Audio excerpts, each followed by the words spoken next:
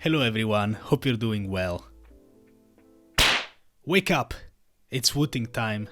Wooting is a company that needs no introduction at this point. If you've been in the OSU community for the past couple years, you definitely know about them.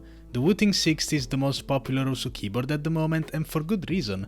I made a whole video review, I recommend you go check that out, but to make it short, the single most important feature of the Wooting keyboard for OSU players is Rapid Trigger. We'll get to what Rapid Trigger is later in this video. I know it's been explained 1,000 times, but many people are still not aware. But what if I told you could have the same build quality, reliability and features of a Wooting 60 in a smaller, portable format? That's exactly what Wooting has done. They invested heavily in their niche, creating a product specifically for the OSU community, the Wooting UwU.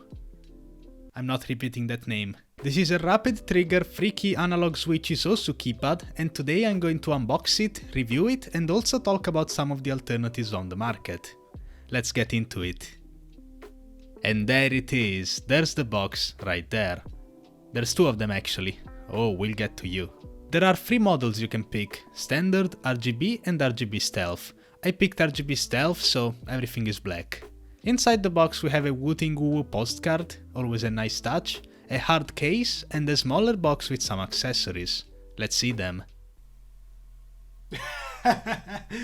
No way! I got the pickle, Ryan. Yes, indeed. Wooting has collaborated with many OSU players and content creators to bring you some custom keycaps. You get 4 of them and they're completely random, so you'll have to rely on RNG, just how you do when playing OSU. I got my own, of course, a pizza bringing pride to my Italian heritage, my big old face, and I didn't mean to get political, but I requested this keycap for all of you non-hidden enjoyers out there. This is the best one by far. Moving along, we've got 3 classic Lacquer 60 switches, 2 extra screws, and that's basically it. No keycap or switch puller, unfortunately. Time for the big reveal. Inside the hard case we've got the keypad itself, and it looks great.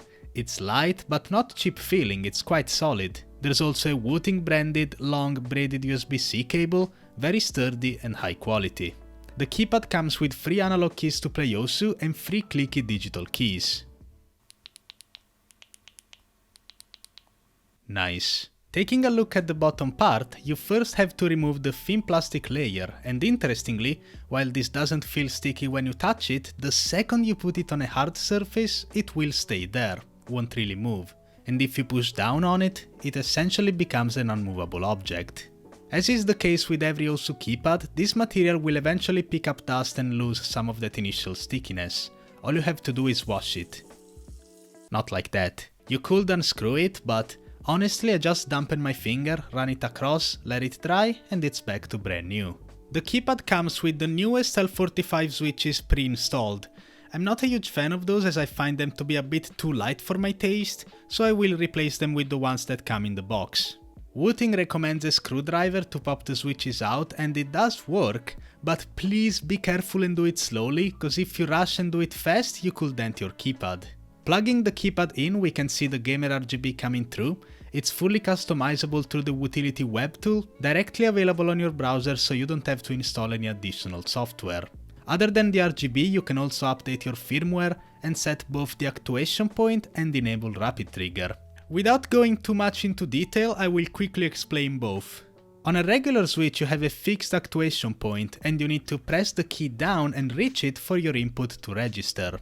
On the Wooting analog switches, you get to choose the actuation point, from a minimum of 0.1mm to a maximum of 4. If you want to then repeat the key press, normally you need to go back to the actuation point again, but with Rapid Trigger enabled, the activation and deactivation points change dynamically, meaning you can repeat a key press mid-motion. For OSU, this is a super useful feature, especially for speed, cause you can for example recover from a finger lock a bit easier, or perhaps get away with spamming a pattern if you're nervous. In my opinion, Rapid Trigger is not very beneficial on low BPM like 200 and below, but for anything double time, it definitely gives you the edge and a bit of extra confidence, which is never a bad thing. Now, I don't really wanna focus too much on Rapid Trigger cause the experience varies from person to person, and my rusty old man gameplay is definitely not representative of what you can achieve. What I want to talk about is what makes this keypad so great and different from all the other keypads on the market. When you play on the Wooting UwU, it feels different, it sounds different, and I think it boils down to its structure. This is not the usual sandwich design that you see on every cheap keypad. Taking it apart, you can see some dampening foam to make the keypad quieter, an extra layer of silicone dampening in between the plate and PCB, which is spill resistant by the way, and interestingly, the switches themselves actually rest on a polycarbonate plate. Anybody who's into mechanical keyboards knows what a polycarbonate plate does, but to make it short, it feels a bit softer to tap on and gives you a slightly different sound signature. It's more muted while preserving the snappiness and sharpness of your switch. In combination with the double foam, this makes your keypad sound and feel a bit more premium compared to the average keypad. In fact, here's a sound comparison between the Wooting UwU and my previous keypad, the Momokai Tap Trio.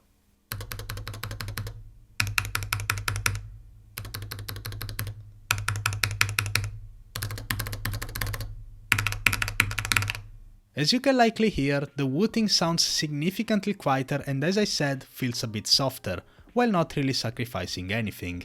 This may not mean a whole lot to you, but it goes to show that there's a certain level of thought that went into this product, as opposed to just putting something together quickly for the sake of making a profit.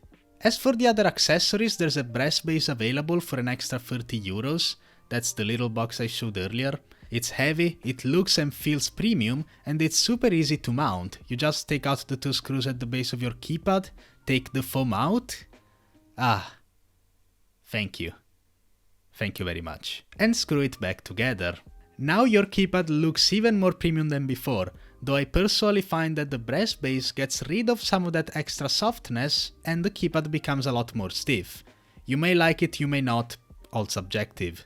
While I'm overall very positively impressed with this keypad, there are some cons. This is not a cheap product by any stretch of the imagination. We're talking €69 for the RGB models and $50 for the standard one. For this price range, I'm expecting a keycap and switch puller. I don't see why they're not included, and I'm not asking for a custom puller with my name engraved on it, although that would be nice. Even something simple is better than nothing. As I mentioned earlier, the keypad has no problems sticking to hard surfaces, but if you have a desk mat, which is pretty common nowadays, it doesn't feel nearly as solid, and if you tap very hard like I do, it could slide a bit. Nothing too severe, but definitely worth pointing out. This can be fixed if you use the brass base, since it adds extra weight and it's never going to move, but then again, it's an extra €30 on top of an already pretty expensive keypad. Software-wise, the Wootility web tool is great, but there's a feature that's available on other cheaper keypads that's been recently shown in one of Tokaku's reviews. Dead zones. Dead zones allow you to disable rapid trigger in a zone at the top or bottom of your key press, which is useful to avoid accidental slider breaks that may occur when using rapid trigger. Is it a deal breaker? Not really. Once you dial your settings in and play for more than 15 minutes, you pretty much don't slider break anymore. Would it be nice to have it though? Yeah, why not? Maybe in a future firmware update? Do it. The last con doesn't really have to do with the keypad itself, but Wooting as a whole, and that is the switches. Despite being manufactured by Gateron, their springs are not swappable, so you're stuck with either the normal lacquer 60g switch or the newer, lighter 45g ones. Personally, I like my switches how I like my women. Heavier bottom. Out. I normally play OSU on black switches, which are much heavier at 85g, so it would be great if Wooting made some heavier switches. Or springs rather. Please do it. Other than that though, I think this is by far the most refined, well-constructed, feature-rich OSU keypad, and if you want the best of the best, you go for this. So the next question could be, why buy this expensive keypad when I can go for a cheaper version on AliExpress, Taobao or wherever else? Whenever you see a much cheaper product, you should always be asking yourself why. Why is that? And the answer is, they cheap out. Some of these Chinese manufacturers are able to reduce costs by bypassing a lot of regulations. Factories often trade materials and resources among each other. Sometimes there are excess materials or materials that were rejected by quality control sold on the cheap. Sometimes these vendors can source certain IC parts from local, unknown semiconductor vendors that are much cheaper, but with much shorter lifetime cycles. Even raw materials aside, they could cheap out on the cable. A typical cost-saving mechanism is reducing the amount of copper inside the cable and ground, which significantly impacts its quality. Assuming you get one in the first place, your cable could be too short, too thin, it could break easily, it may not even bring stable voltage to your keypad, which as a result becomes unstable. On the other hand, Wooting sources all their materials as new and genuine, and they provide you with a high quality braided cable that's made specifically to be used with their keypad. The reason product development takes so long is because there's many licenses needed for something to be put on the market. The Wooting keypad is registered on the FCC database, it's gone through lab testing, they complied with all the regulations, and that's why the quality that you see is guaranteed to stay with you for years and years to come. On top of that, Wooting has a 4-year warranty, so if your device breaks it can be shipped to repair or replaced altogether, there's a 30-day return policy and customer service. When you buy one of these knockoff keypads, you're essentially left on your own. Customer service and warranty are often non-existent, and any problems are solved with a shrug and a trash can, cause at the end of the day, it was only 15 bucks. So yes, the Wooting UwU is expensive, there's no arguing that, but considering all the things you get in return, I'd say it's the much better long-term investment. I will leave a link to the Wooting UwU down there in the description, it's an affiliate link, so if you buy it, you're supporting me as a creator for no extra cost. If you enjoyed this video, make sure to leave a like to appease the YouTube algorithm gods, leave a comment down below to let me know your thoughts, and if you want to see more videos like this, feel free to subscribe. On that topic, we've recently reached 50,000 subscribers. Thank you all so much. Now let's do it again. 100k white doable? It's possible guys, it's possible, trust me. Please subscribe. Please. Before I go, there's something else that I need to say.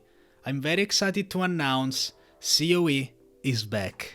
Anyone who's on this channel should know what COE is, but just in case you don't, COE stands for KW's OSU event, and it's the world's largest OSU convention that takes place every year in the Netherlands. It's the perfect chance to meet other OSU players, content creators, and people in the community from every game mode. Whether it's tournaments, live stage events, organized trips, it's fun for everyone and one of the best things to happen in the community, to be honest. If you're curious to learn more, I made a whole video documenting my experience in 2022, but of course there's also a lot of information on their website. COE is back from July 30th to August 4th, 2024, and of course I will be there no matter what. Ticket sale is now live, so if you want to buy your tickets, make sure to do so through my affiliate link, which I'll also leave in the description. To be 100% clear, I'm making zero money off of this. The point of the affiliate link is, the more people use it, the more chances we get to receive certain coupons and vouchers, which I can then give away to you guys. So if you like my content and you're coming to COE, consider using my link. That's all really. Have a good one guys.